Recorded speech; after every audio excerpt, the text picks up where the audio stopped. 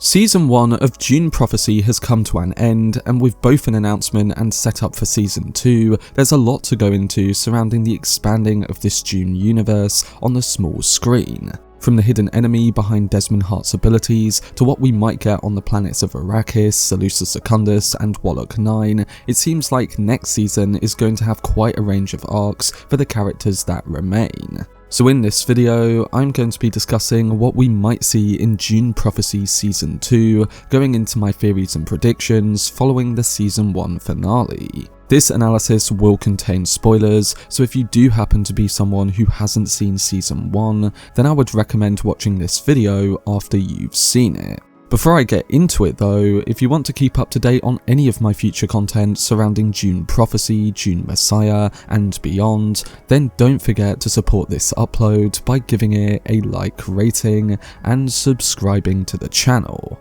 But without further ado, let's dive into what we might see in Dune Prophecy Season 2.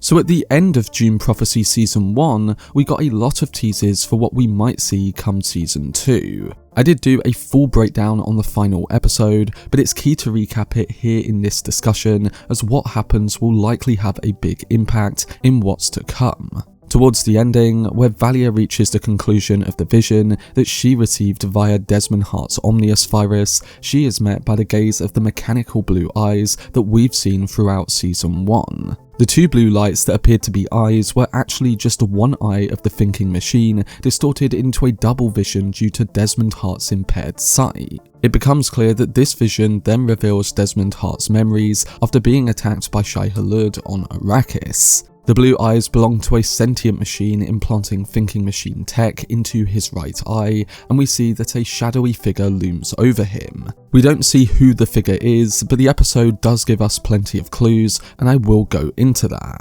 But emerging from the vision, Valya confides in Tleilax that she is aware of what this unknown enemy did to Desmond. Essentially, his eye is the virus and he is the unknown enemy's weapon. Valya decides that she must kill Desmond, but Tleilax stops her using the voice and reveals Desmond's real identity as her son. When Tleilax discloses that Desmond is her son, it becomes clear that Valya will not be taking Desmond's life, and Tleilax is no longer willing to play the smaller sister. Valya ultimately understands that this is Tleilax's issue to deal with. She follows this by stating that if the shadows are where the enemy wants to fight, then that is where she will go.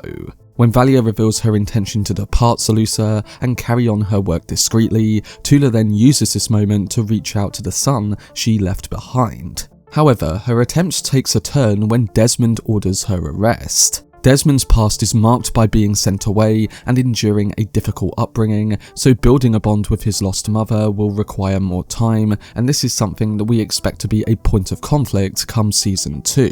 They both share a heartfelt embrace and some meaningful looks in this scene though, hinting at the possibility of a better future. And when it comes to Valya's future, she, Inez, and Kieran Atreides make the journey from the spaceport to the desert planet of Arrakis. The final scene shows them stepping onto the landscape, and Valya says to Inez, "This is where our journey to confront our enemy starts." So we're left waiting to see what comes of that journey in Season 2.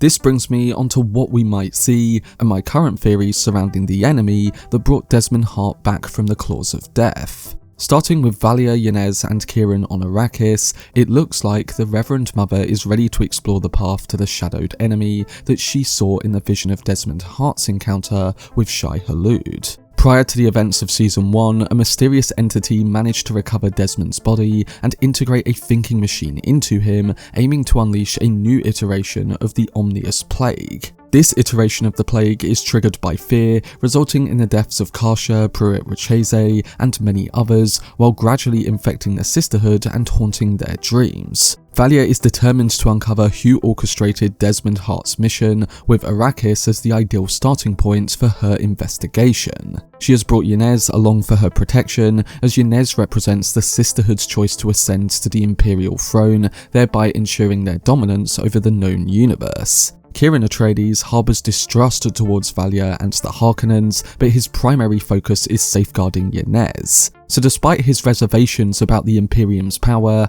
his love for Yanez is what has driven him here. When it comes to the general arc of the Arrakis plotline in Season 2, Valya remains determined to place a sister on the throne, specifically in Yanez. And although she is now isolated from the rest of the Sisterhood, she probably still has a few supporters who can assist her there. In saying this though, she did send Michaela to Arrakis, and that character was not happy with Valya when she left. So maybe Valya has to navigate some inner problems within the Sisterhood, and maybe everything going on Wallach 9 also plays a part in that dispute as well. Not to mention that she also lost Theodosa, her skilled face dancing acolyte, who was one of her most adaptable allies. But the other thing that's on my mind surrounding Valya being on Arrakis now is that we might be seeing the seeds or hints at the Sisterhood's impact there come the distant future. In the main Dune story, Paul Atreides and Lady Jessica learn that the Bene Gesserit planted the myth of the Lisan al-Gaib on Arrakis thousands of years prior to their arrival. This Bene Gesserit practice is known as the Missionaria Protectiva, and the Bene Gesserit must specifically manipulate the religious beliefs of other cultures, all with the hopes that members of their order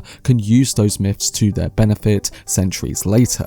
The first Dune novel also reveals that the Fremen have their own Mother Superior modelled in the image of the Bene Gesserit. So by placing Valya on Arrakis, the show might be implying that all of those Sisterhood-related schemes might be slowly put into motion. Maybe we'll just see the start of all that, but it will be interesting to see where the Arrakis storyline does go, and what leads that Valya finds surrounding the hidden enemy.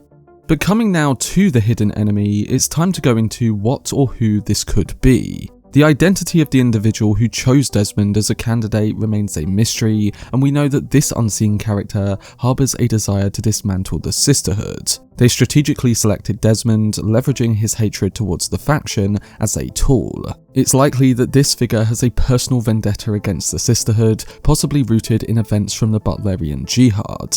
So keeping all of that in mind, I do have some theories based on what we saw in the vision and who this cloaked figure could be. My first one is that this could be to do with the Bene Tleilax. Initially, many of us theorized that Desmond could actually be a Gola, an artificial human created from the remains of a dead individual by the Bene Tleilax. While this became unlikely, the final episode did suggest that there is some link to the Bene Tleilax through the details that were revealed in episode 6. This group is notorious for their genetic enhancements through experimentation, setting them apart from the Bene Gesserit's more regulated breeding practices. Also, with it being revealed that Theodosa is actually a face dancer, resulting from the Tleilaxer experiments, the show has confirmed the existence of them. And while the finale leaves the identity of Desmond's captor ambiguous, all signs suggest that it could be an adversary of the Sisterhood, meaning there's a good chance that it could be to do with the group, later known as the Bene Tleilax.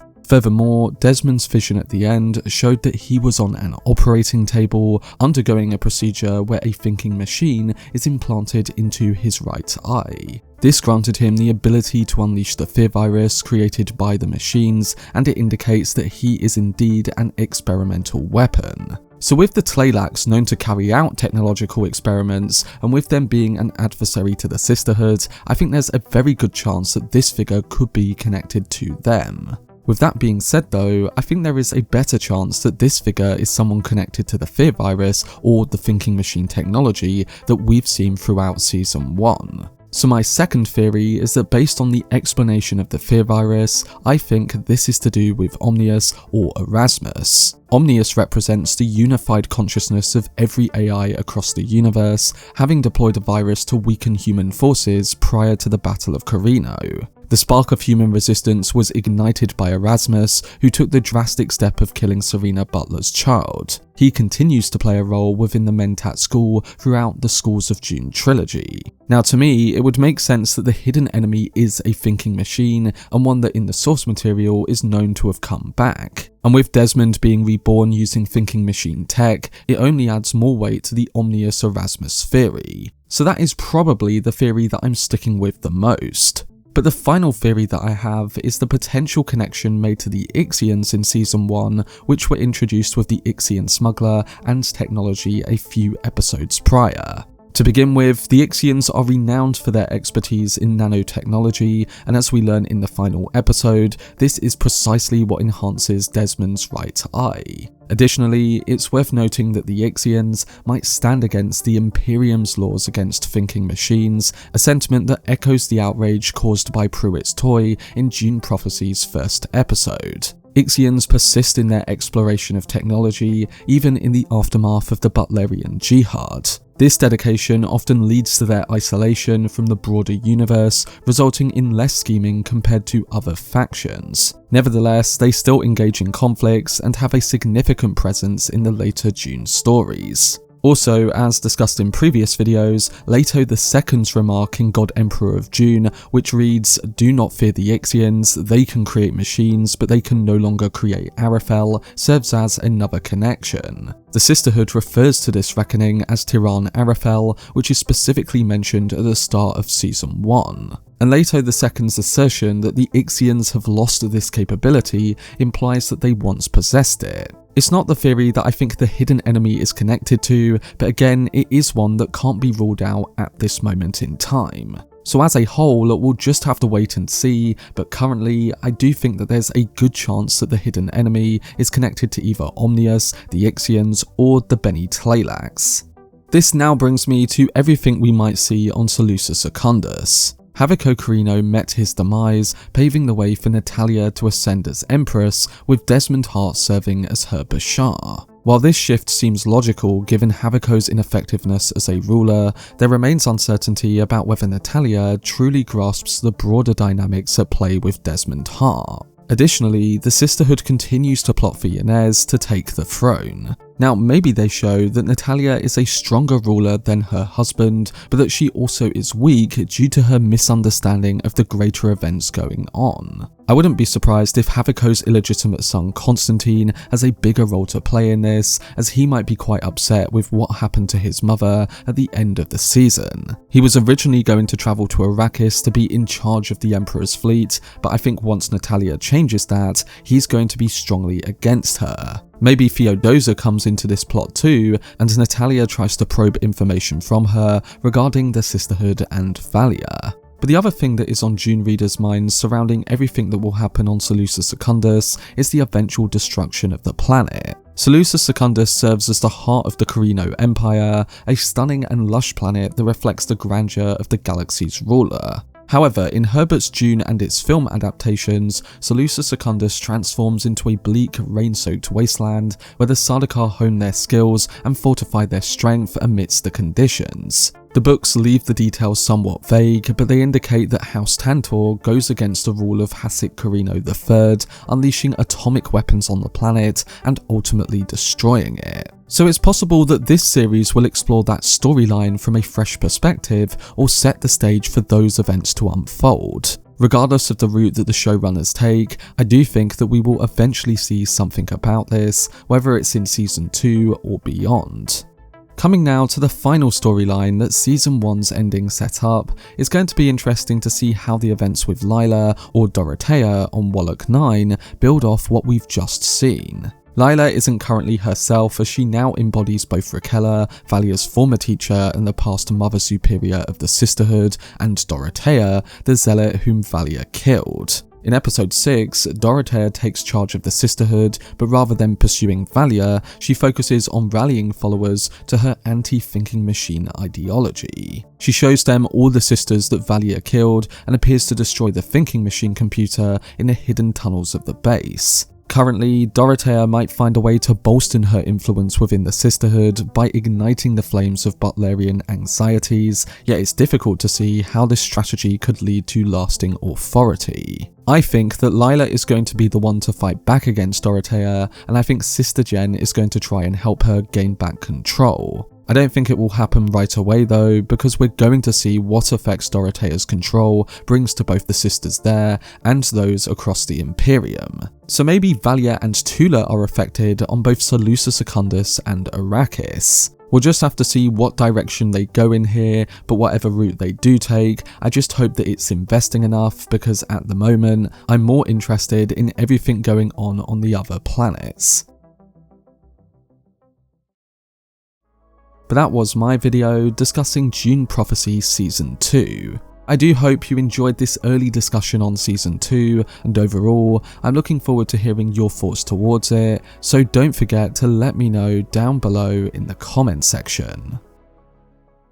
For much more videos and news on Denis Villeneuve's Dune universe, then subscribe to the channel and turn on your notifications. Also, if you enjoyed this video, remember to leave a like rating and follow me on social media via the links in the description. But anyway, I hope you guys enjoyed it. I've been Cortex, and as always, make some noise.